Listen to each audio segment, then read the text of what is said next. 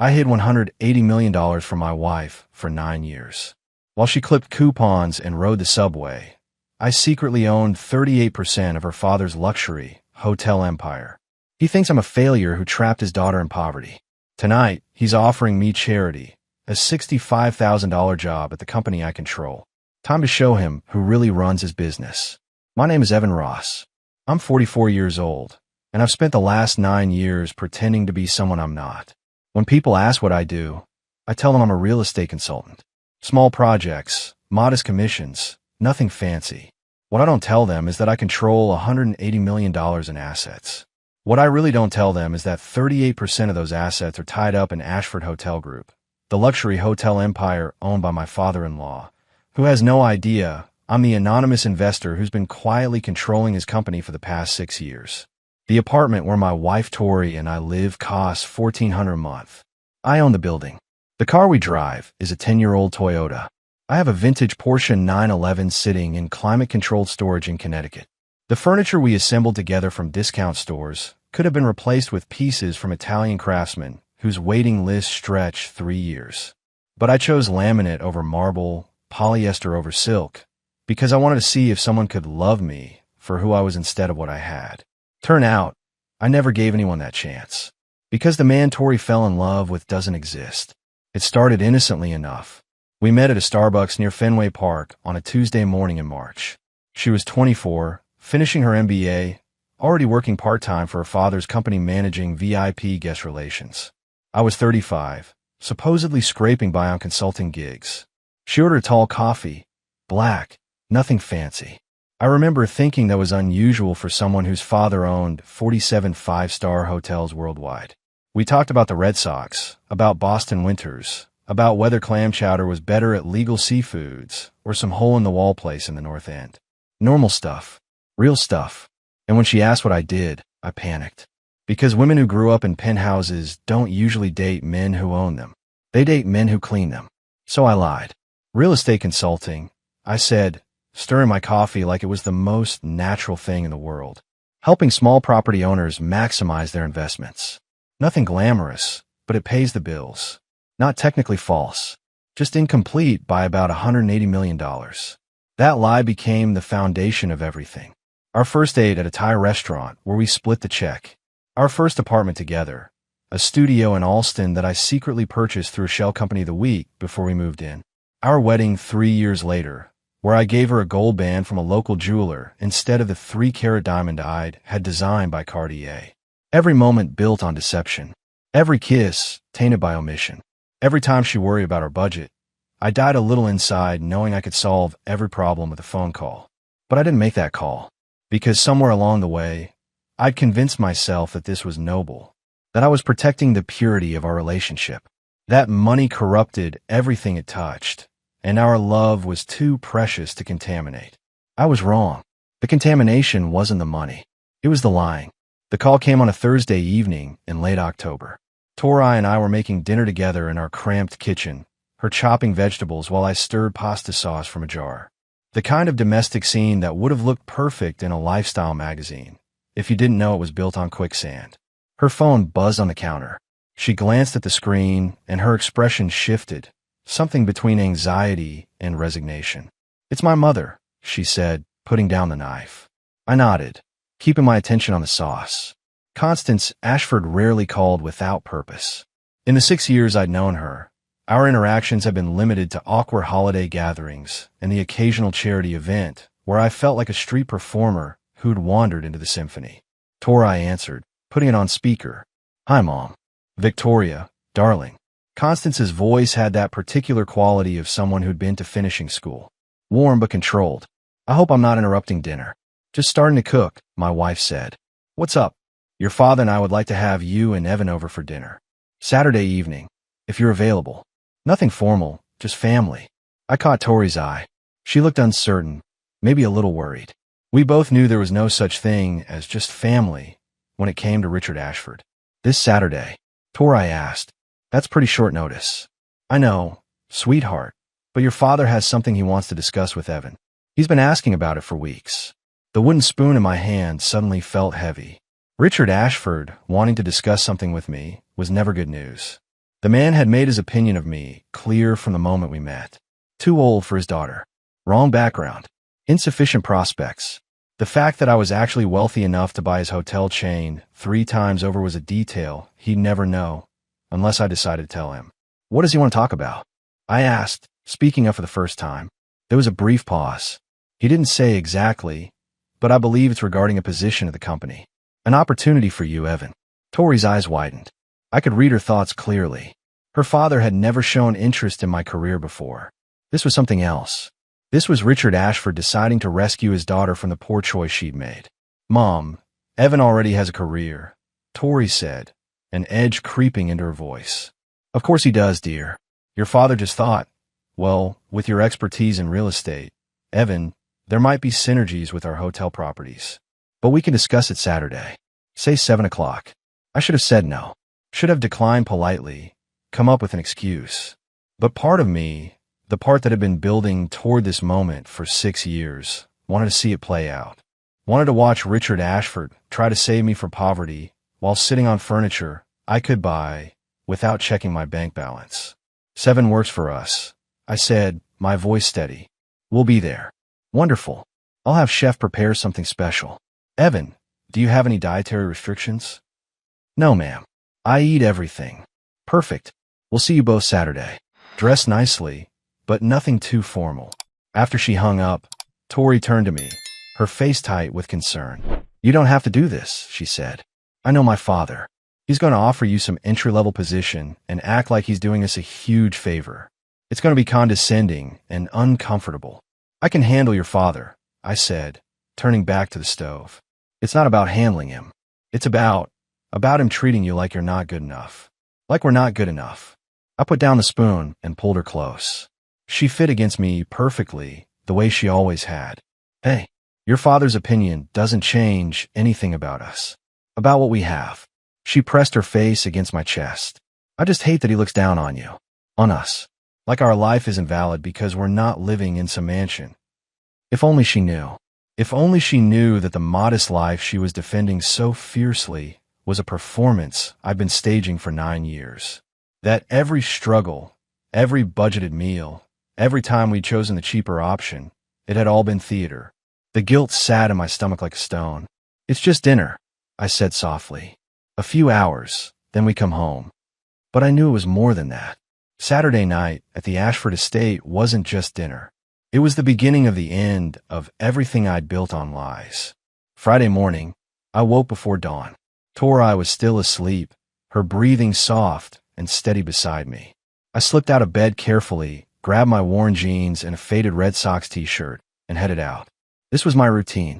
The one Tori knew about involved taking the T downtown to a WeWork space where I supposedly met with small-time real estate clients.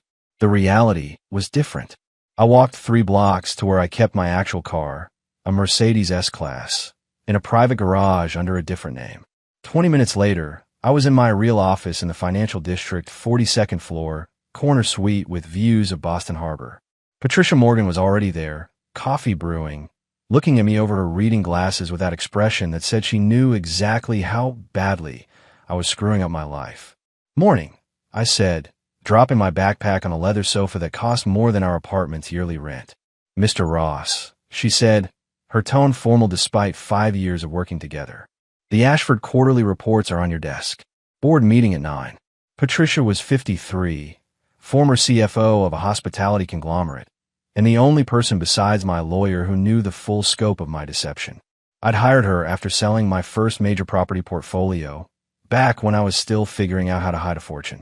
Any red flags? I asked, settling behind my desk. Revenues up 6% across all properties. Occupancy rates holding steady. Your father-in-law wants to expand into the Miami market. She paused. Against my recommendation. And mine, I said, opening the report. Miami's oversaturated. He's chasing prestige, not profit. Will you block it? Through the usual channels. Anonymous investor concern, board review, independent market analysis that mysteriously appears next week. Patricia sat across from me, her expression serious. Evan, tomorrow night. Are you really going through with this dinner? Don't have much choice. You could tell Victoria the truth. Before you walk into that house. Give her time to process. I'd had this conversation with Patricia a dozen times. She thought I was being cruel, keeping Tori in the dark. Maybe she was right. I need to see it, I said quietly. Need to see how Richard treats someone he thinks is beneath him. Then I'll decide. Decide what? Whether to blow up your marriage for the satisfaction of proving a point. Whether the truth is worse than the lie. Patricia stood, gathering her things. The truth is always better than the lie, even when it hurts. Especially when it hurts. The board meeting went as expected. I attended via secure video, voice slightly distorted, face shadowed. The board members of Ashford Hotel Group had never met their largest investor. They knew me only as the principal, represented by lawyers and proxies. Richard's Miami proposal was discussed. I listened as he presented his vision with the confidence of a man who'd built an empire. He was good at this, I'd give him that. Passionate, persuasive, but the numbers didn't support the expansion.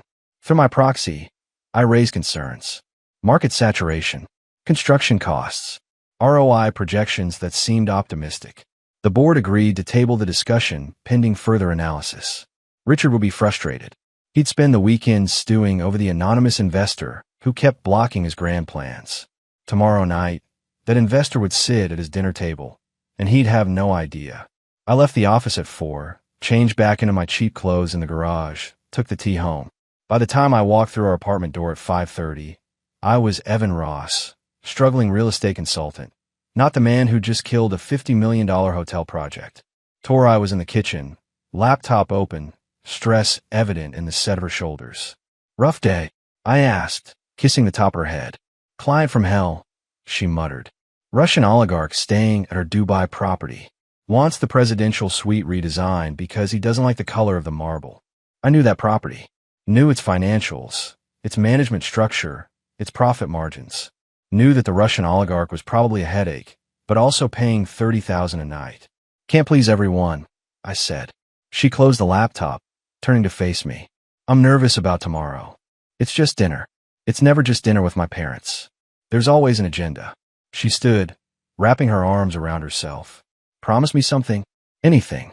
When my father offers you this job, whatever it is, don't take it just to make him happy. Don't take it to make me happy. Only take it if you actually want it. I pulled her close, feeling the weight of every lie between us. I promise. But we both knew the truth. Or rather, she knew her truth. That I was a good man trying to make an honest living in a city that chewed up people like me. That her father's offer would be charity disguised as opportunity. She didn't know that I didn't need Richard Ashford's charity. That I could buy his charity and his company and his mansion and still have enough left over to retire comfortably for 3 lifetimes. Tomorrow night, one way or another, that was going to change. Saturday morning arrived too quickly. I woke to find Tori already up, sitting by the window with her coffee, staring out at nothing. You okay? I asked, joining her. She smiled, but it didn't reach her eyes. Just thinking about tonight. About how my father's going to be. He can't be that bad. Evan, you don't know him like I do. When I was growing up, he used to bring my boyfriends into his study and grill them like they were applying for a Fortune 500 position. One guy literally left through the bathroom window. I had to laugh at that image. I'm not leaving through any windows. No, but he's going to make you feel small. That's what he does. He measures everyone by their bank account and their position, and if you don't measure up. She trailed off. What she didn't say was that I didn't measure up. By Richard Ashford standards, I was a failure. A 44-year-old consultant with no significant assets, no prestigious title, no country club membership. Let him think what he wants, I said. I know who I am. Did I, though? Some days I wasn't sure anymore. Was I Evan Ross, the secret millionaire? Or was I the struggling consultant I'd been pretending to be for so long that the mask had fused to my face? We spent the day trying to act normal. Breakfast at our neighborhood diner, $10 for 2 people. A walk through Boston Common, watching October leaves fall. Laundry at the building's coin-operated machines. All the routines of a modest life that I'd carefully constructed. At 5, Tori started getting ready. I heard the shower running, heard her moving around the bedroom, heard the anxiety in every movement.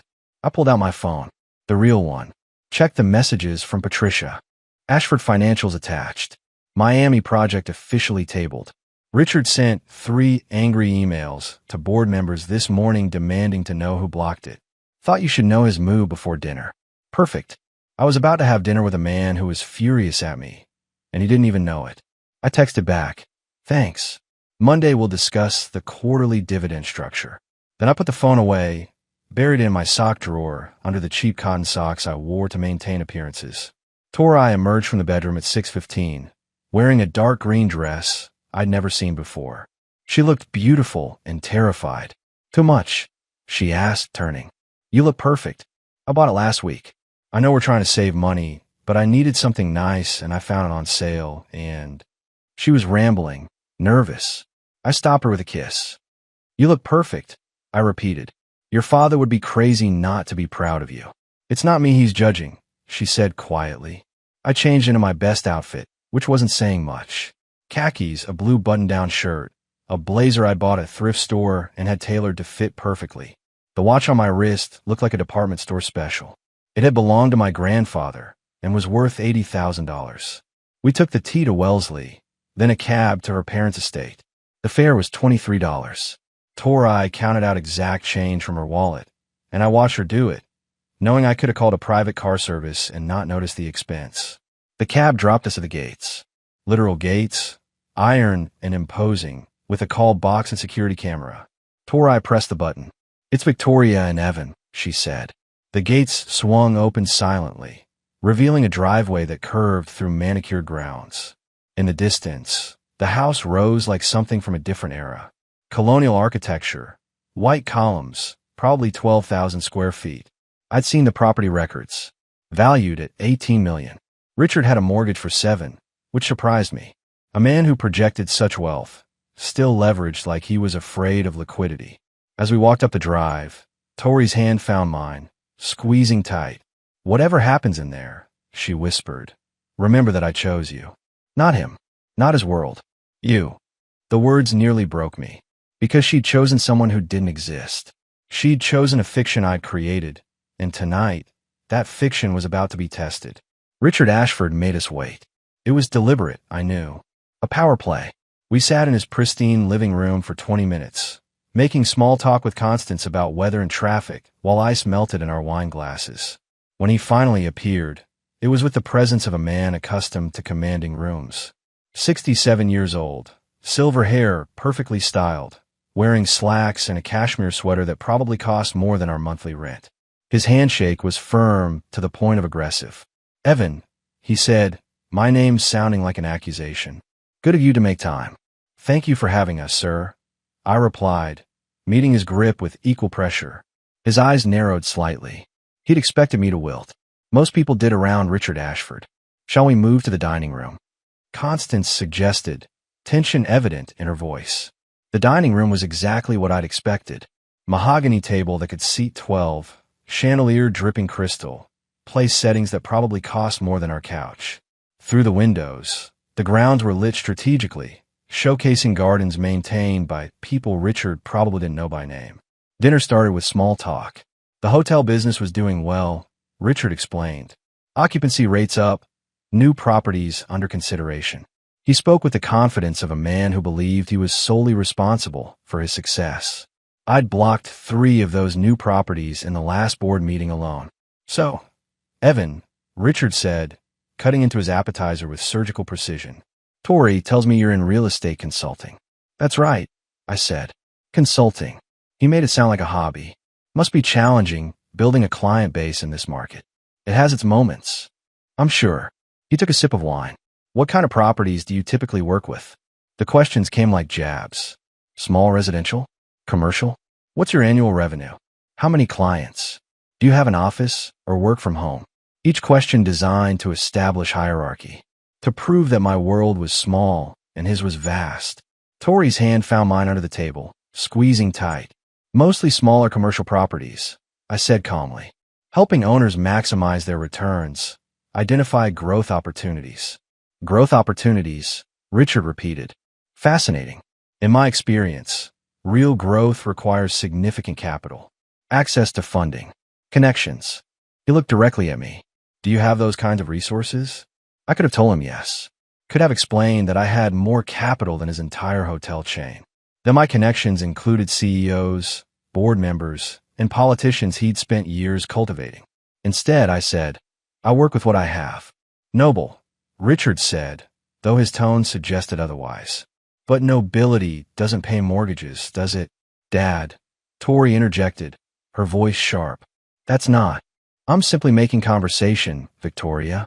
Richard turned back to me. You're 44, correct? That's right. And you've been consulting for how long?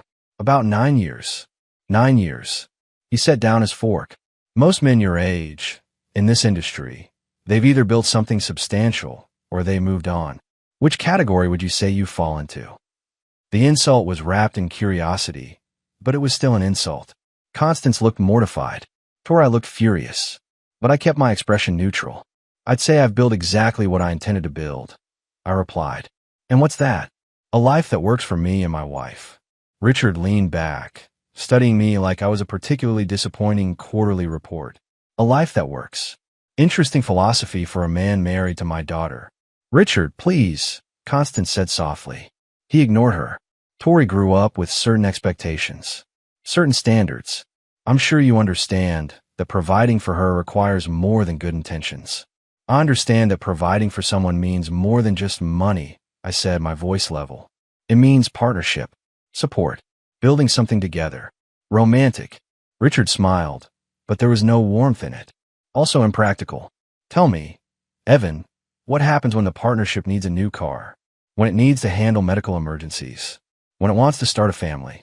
Tori stood abruptly. This is unacceptable. We're leaving. Sit down, Victoria, Richard commanded. No, I won't sit here while you interrogate my husband like he's applying for a job. Actually, Richard said, his voice softening slightly, that's exactly what I had in mind. The room went silent. Constance looked at her hands. Tori remained standing, confused. Richard reached into his jacket pocket and pulled out an envelope, setting it on the table in front of me. Ashford Hotel Group has an opening, he said. Junior property manager. $65,000 a year, full benefits, room for advancement. It's a generous offer for someone with your limited experience. I stared at the envelope. This was it. The moment I've been simultaneously dreading and anticipating for 6 years. You're offering me a job, I said flatly. I'm offering you an opportunity. A chance to provide for my daughter properly. To build a real career instead of scraping by on consulting fees. He pushed the envelope closer. Take it home, review it, think about it. But I expect an answer by Monday. Tori's face had gone pale. Dad, this is me helping. Richard interrupted. This is me doing what fathers do. Taking care of my family. I picked up the envelope, feeling its weight. Inside was an offer to work for the company I secretly controlled. To report to managers who reported to a board I manipulated. To accept charity from a man whose entire business existed at my discretion. The irony was exquisite. The cruelty of it, the condescension, the absolute certainty that he was rescuing me from inadequacy. It was everything I'd suspected about Richard Ashford, confirmed in one gesture. And looking at Tori's face, at the humiliation and anger there, I knew exactly what I had to do. I set the envelope down carefully, like it was something fragile that might shatter. The dining room had gone completely quiet except for the soft classical music playing from hidden speakers. That's very generous, Richard, I said, my voice steady. Before I respond, can I ask you something? He leaned back, confident. Of course. What do you know about your company's largest shareholder? The question clearly caught him off guard. His brow furrowed slightly. Our largest shareholder is an anonymous investment group. What? You've been trying to identify them for what? 5 years now. Richard's expression shifted from confusion to suspicion. 6 years. But I fail to see what that has to do with. You hired 3 different firms to trace the ownership structure. None of them succeeded. Now Constance was looking at me strangely. Tori had sat down, her eyes wide. How do you know that? Richard asked, his voice cold. I pulled out my phone. Not the cheap one Tori knew about. The other one. I scrolled through emails, found what I needed, and slid it across the table to Richard. Read that, I said. He picked up the phone cautiously, his face going through a series of expressions as he read. Confusion, disbelief, shock, then something that looked like fear. This is This is internal board communication. About the Miami expansion. About blocking my proposal. He looked up at me. How did you get this? I wrote it. I said simply. Or rather, my legal team wrote it on my behalf. Evan, what's going on? Tori asked, her voice small. I turned to her, seeing the confusion in her eyes. This was it. The moment where everything changed. I haven't been completely honest with you, I said. About what I do. About what I have. What are you talking about? I looked back at Richard. The anonymous investor you've been trying to identify? The one who owns 38% of Ashford Hotel Group? The one who's been quietly guiding your board decisions for the past 6 years? I paused. That's me. The silence was absolute. That's impossible, Richard said, but his voice lacked conviction. Check the phone. There are emails going back 5 years. Board minutes. Financial reports. Acquisition approvals and denials. All of them handled through shell companies and legal proxies that trace back to me. Tori stood again, backing away from the table. No, that's not. You're a consultant. We live in a $1,400 apartment. An apartment I own, I said quietly, along with the building, and 43 other properties in a 6-block radius. You're lying, she whispered. I pulled out my wallet, removed a black card I'd never shown her, and set on the table. American Express, Centurion. Invitation only. Requires annual spending of over $250,000. Constance gasped softly. Richard's face had gone from red to pale. The car we drove here in. I continued. I have a Porsche 911 and a Range Rover in storage. The furniture we assembled. I could have bought pieces from Italian craftsmen. Every time you worried about money, every time you budgeted, every time you chose the cheaper option, I could have solved it with a phone call. Stop, Tori said, tears starting to stream down her face. Just stop. But I couldn't stop. Not now. I control $180 million in assets, Tori. I made my fortune in real estate before we even met. And I've spent 9 years pretending to be poor because I wanted to see if someone could love me for who I was instead of what I had. Richard found his voice, though it shook with rage. You manipulated my company. You infiltrated my family. You deceived my daughter. I fell in love with your daughter. I corrected. The deception came because I knew how you'd react. How you're reacting right now. How you look at people based on their bank balance instead of their character. You have no character, Richard spat. A man of character doesn't lie to his wife for 9 years. He wasn't wrong. I turned to Tori, who was staring at me like I was a stranger. I'm sorry, I said. I know that's not enough. I know I should have told you years ago. But I wanted. You wanted what? Her voice broke. You wanted to test me? To see if I'd pass some kind of experiment? While you watched me struggle and worry and stress about money that apparently meant nothing. It wasn't like that. Then what was it like, Evan? She was crying openly now. Explain to me how any of this was okay. I had no answer. Because it wasn't okay. None of it had ever been okay. Tori grabbed her purse from the side table, her movements sharp and angry. I need to leave. I can't be here right now. Victoria, wait. Constance started, but Tori was already heading for the door. I followed her out of the dining room, catching up to her in the foyer. Tori, please. Let me explain. She spun around, tears streaming down her face. Explain what, Evan? How you've been lying to me since the day we met. How every moment of our marriage has been built on deception. Not every moment. What we have, what we feel for each other, that's real. How would I even know? Her voice broke. You've been playing a role for 9 years. The struggling consultant who worried about money. The guy who took the subway and ate cheap takeout and pretended we were building something together from nothing. But it was never from nothing, was it? You had everything the whole time. Behind us, Richard emerged from the dining room, his face purple with rage. You need to leave my house. Now. I'm trying to talk to my wife, I said, not taking my eyes off Tori. Your wife who you've been deceiving for 9 years. The daughter you manipulated while secretly controlling my company. Richard stepped closer. You're a snake, Ross. I want you out. Dad, stop, Tori said, but there was no conviction in her voice.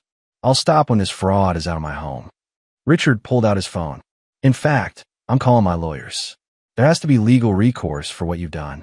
Corporate espionage, fraud, manipulation.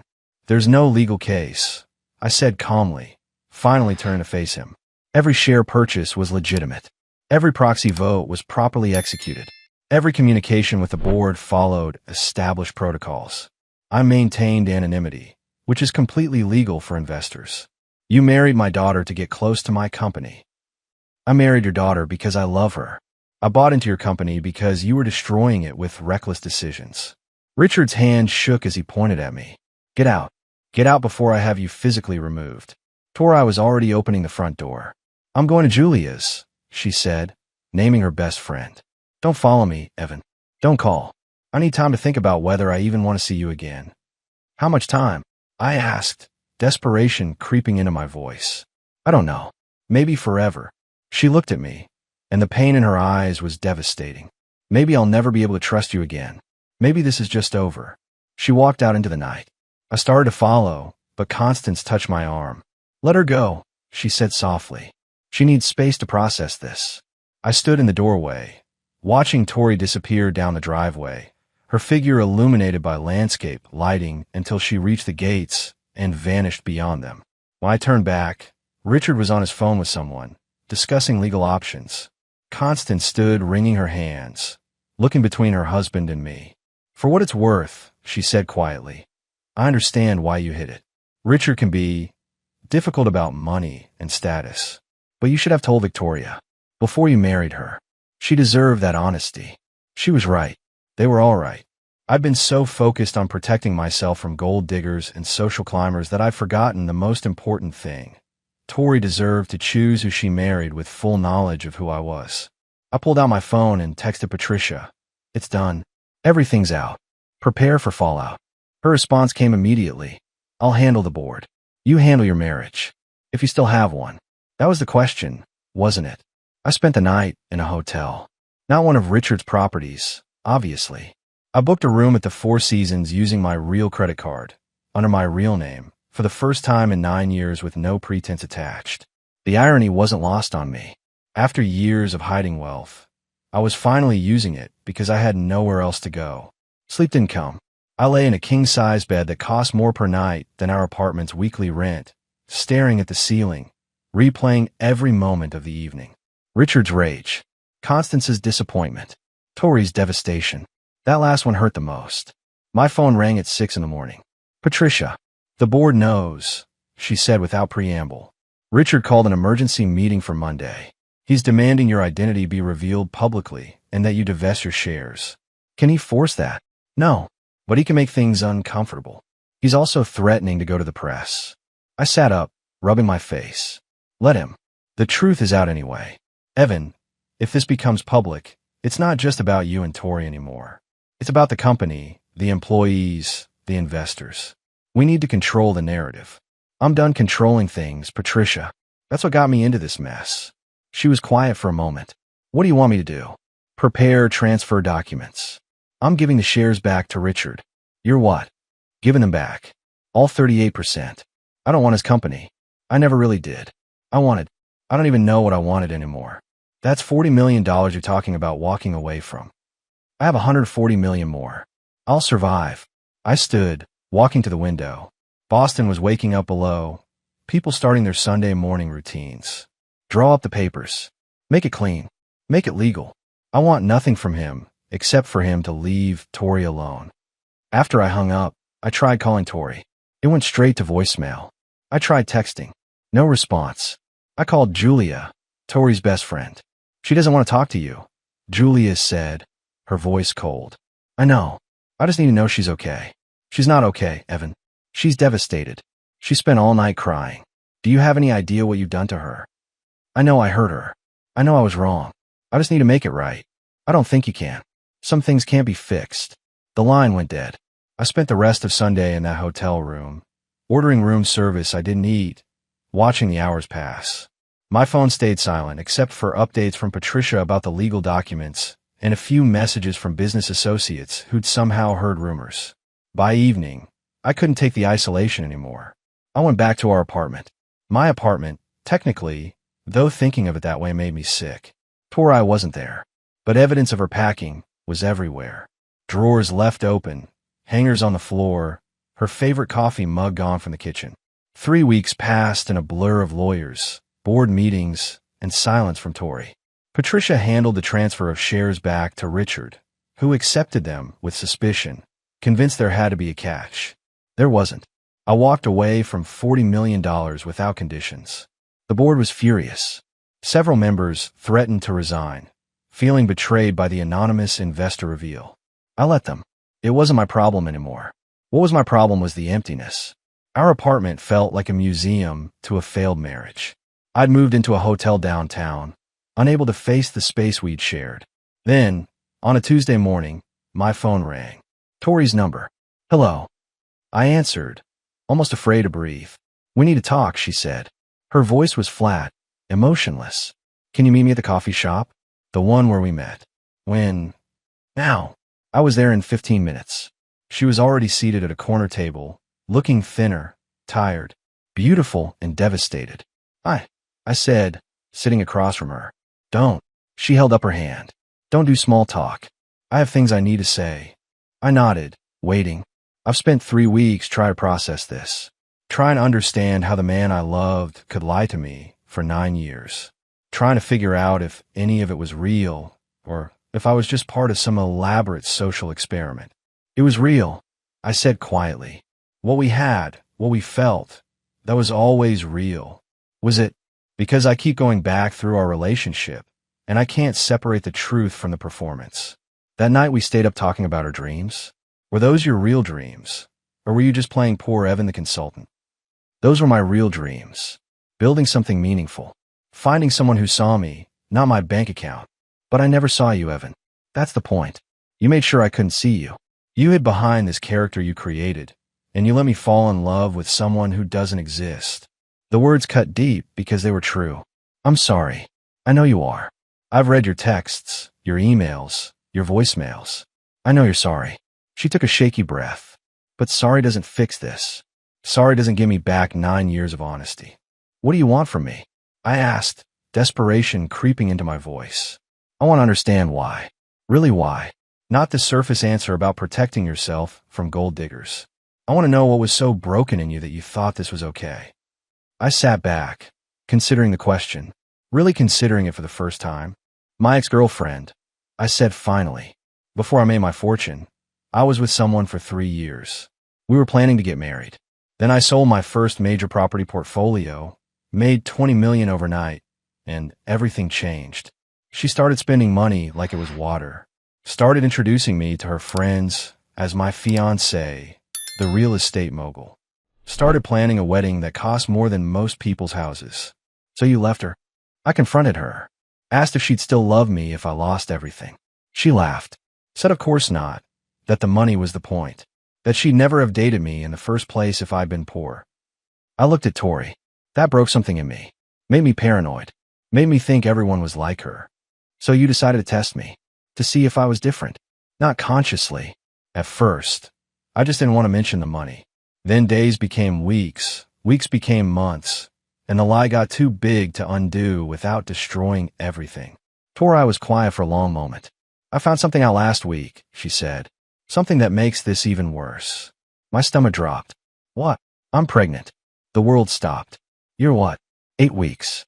I found out 3 days after you dropped her bomb in my parents' house. She looked at me, and there were tears in her eyes now. So now I have to decide not just whether I can forgive you, but whether I want to raise a child with someone I can't trust. I couldn't breathe. Couldn't think. Tori, I haven't decided yet, she interrupted. About any of it. About us. About the baby. About anything. I just thought you deserved to know. What can I do? How can I fix this? She stood, gathering her things. I don't know if you can, but I'll tell you this, Evan. If there's any chance at all, you need to figure out who you really are. Not rich Evan. Not poor Evan. Just Evan. Because I can't build a life with someone who's still hiding. She left me sitting there, staring at cold coffee, processing the fact that I was going to be a father. 2 months later, I sat in Dr. Rachel Thompson's office for my weekly therapy session. Patricia had suggested it after I'd spent a week barely leaving my hotel room. Turn out, she was right. Tell me about this week, Dr. Thompson said. I signed the final divorce papers, I said. Tori kept the apartment. I gave her $2 million in a settlement, which her lawyer tried to increase to 10, but Tori refused. Said she didn't want my money, just wanted it over. How did that make you feel? Like I deserved it. Like I deserved worse. Dr. Thompson made note. And the baby? She's keeping it. We've agreed to co-parent. I'll have visitation rights. Pay child support. She doesn't want to reconcile. Says the trust is too broken. Do you agree with that assessment? I thought about it. Yeah, I do. What I did, lying for 9 years, watching her struggle when I could have helped, testing her without her knowledge. That's not something you just forgive. That's fundamental betrayal. You're being hard on yourself. I should be. Dr. Thompson set down her pen. Evan, we've been working together for 8 weeks now. You've made progress in understanding why you hid your wealth, why you felt the need to control the narrative of your relationships. But you're still punishing yourself. At some point, you need to forgive yourself and move forward.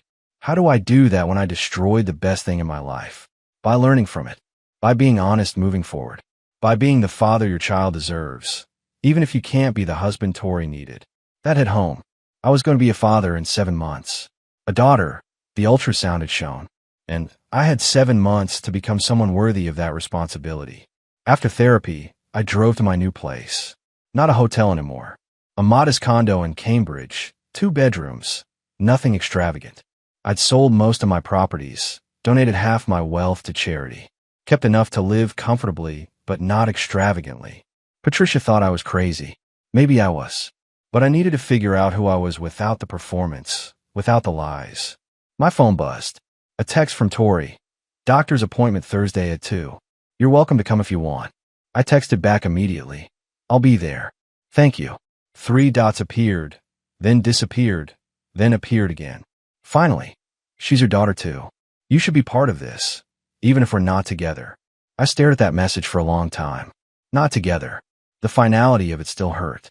But she was giving me a chance to be a father, to be part of my daughter's life. That was more than I deserved. Thursday came. I met Tori at the doctor's office, both of us awkward and careful around each other. But when the ultrasound tech put the image on the screen, showed us our daughter's tiny heartbeat, something shifted. Tori reached for my hand without thinking. I took it, and we sat there, watching our child move on the screen. Have you thought about names? The tech asked cheerfully. Tori and I looked at each other. Not yet, she said. We're still figuring things out. After the appointment, we stood in the parking lot, neither of us sure how to end the interaction. Thank you for letting me be here, I said finally. Like I said, she's yours too. Tori hesitated. I've been thinking about what you said at the coffee shop, about your ex. Yeah. I'm not her, Evan. I never was. And if you just told me the truth from the beginning, I would have loved you anyway. The money wouldn't have changed that. I know that now. But you couldn't see it then. You were so focused on protecting yourself that you forgot to actually live. She put her hand on her stomach. I hope you can do better for her. Be honest with her. Let her really know you. I will. I promise. She nodded, then walked to her car. I watched her drive away, understanding that some mistakes couldn't be unmade. But maybe, just maybe, they could be learned from. 6 months later, I held my daughter for the first time. Eleanor Victoria Ross. 7 pounds, 3 ounces. Perfect. Tori was exhausted but smiling. Her new boyfriend, Preston Whitlock, waited in the hallway. It stung, seeing her with someone else. But she deserved happiness, even if it wasn't with me. You want to hold her? Tori asked. I took Eleanor carefully, supporting her head the way the nurses had shown me. She looked up at me with dark eyes, innocent and trusting. Hi, Eleanor, I whispered. I'm your dad. And I promise you this. I will never lie to you. I will never hide who I am. You will always know the real me. Tori smiled. That's all I ever wanted. It wasn't the ending I'd imagined. I'd lost my wife. Lost the chance at the family I'd wanted. But I gained something too. Honesty. The freedom to be fully myself. And a daughter who would grow up knowing her father, flaws and all. Sometimes the truth costs everything. But still worth it.